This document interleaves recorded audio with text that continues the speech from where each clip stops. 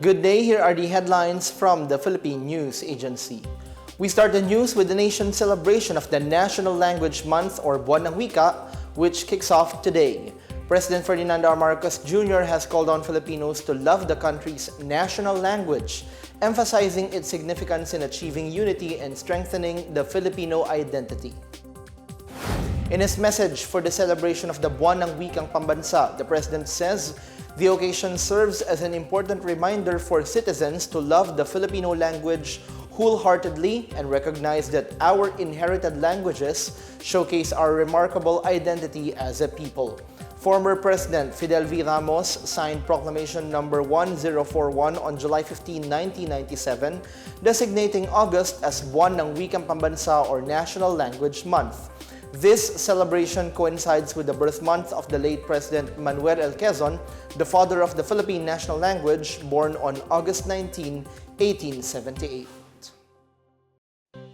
Shifting gears now, President Ferdinand R. Marcos Jr. thanked Thailand's Charoen Pokpan Group for their planned investment of $1.5 billion or around 87.5 billion pesos to help boost the Philippines' agriculture sector.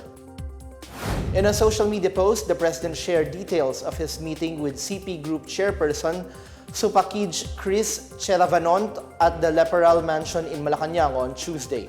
He says the discussion focused on agriculture projects, among others. He says the Thai conglomerate has committed an additional $1.5 billion in investments to the country, starting with the development of a 10,000-hectare modernized mega farm.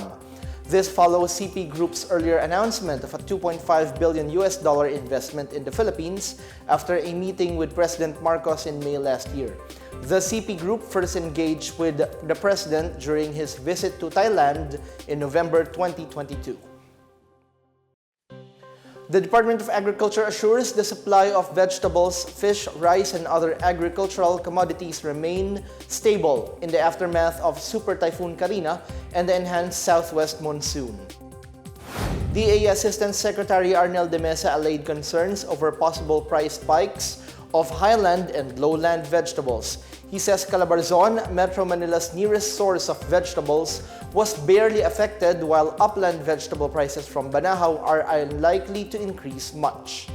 De Mesa also assures minimal price adjustments in fish despite the effects of the weather disturbances and the recent threat of oil spills. There will also be no price hikes for rice given enough supply from both dry season harvest and rice imports. Agricultural damage rose to 1.21 billion pesos for over 22,000 metric tons of volume loss, affecting over 46,600 farmers and fishers. Meanwhile, de Mesa affirms there is no bird flu outbreak in Tarlac as he dispelled fears of consumers and poultry industry players. De Mesa says 3 farms from Tarlac have submitted blood samples to the Bureau of Animal Industry for confirmatory tests, and all of the samples are negative from the highly pathogenic avian influenza. In a separate statement, the Assistant Secretary for Swine and Poultry Dante Palabrica says based on these results, the news about the supposed bird flu outbreak in Tarlac is untrue. The DA has also lifted the temporary import ban on poultry products from Japan after the country reported to the World Health Organization for Animal Health that it is now free from avian influenza since June 2. Authorities seized about 7.1 million pesos worth of illegal drugs at the Central Mail Exchange Center in Domestic Road, Pasay City on Wednesday. The PNP Drug Enforcement Group on Thursday reported that an interdiction operation uncovered a package misdeclared as t-shirts to be sent to Bacolod City, which contained 468 grams of kush or high-grade marijuana worth around 655,000 pesos.